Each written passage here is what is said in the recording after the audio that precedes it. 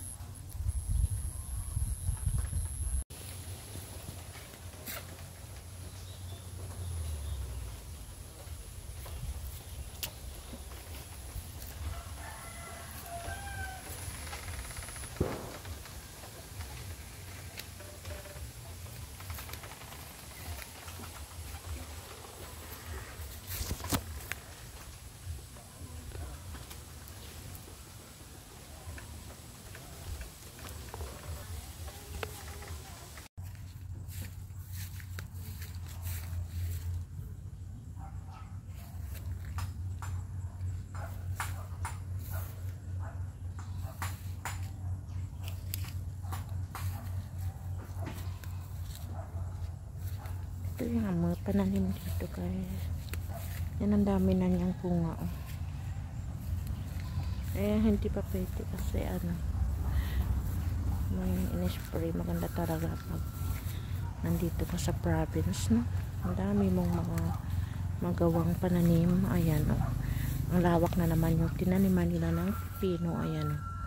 Puro pipino yan guys, hanggang doon sa dulo. Oh, diba? Hanggang doon yan sa dulo yung tanim nito, ang lawak nito. Tingnan mo yung sagingan namin, oh. Maano na. Ganda na ng pananim ng saging. Ang tataas na. Yan. Ganda na tingnan. May mga bunga na nga yung iba. Tsaka ito yung pipino. Yan. Ka-harvest lang na yung bunga nito. Dami niya pa rin bunga. Aray, may tunok siya. By next day na naman, i-harvest naman ito. Every 3 days po yung harvest ng mga pipino kasi ang daming bumibili. Ayan. Ang maganda talaga pa may maprodukto ka, diba? Ayan. Ang dami ng bunga ng pipino. Ganda pag nandito ka lang sa province. Ang dami mong makuhang produkto. Ka lang masipag, matyaga, araw-araw mong alagaan yung pananim. Ayan, ang lawak ng pipino na to. Pero doon sa bagong tanim, yung mamamatay na sila, tapos palitan ng bagong tanim na naman. Ayan, may mga sababang saging ngayon. Tsaka may langka doon.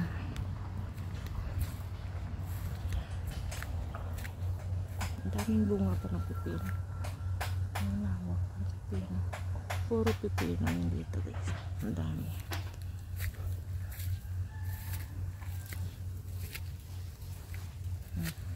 Ito medyo reject ito. Hindi ito na pero may bili pa rin kahit kanya.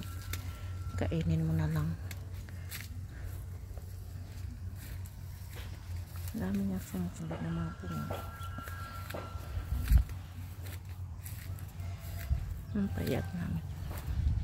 Thank you for watching. Bye.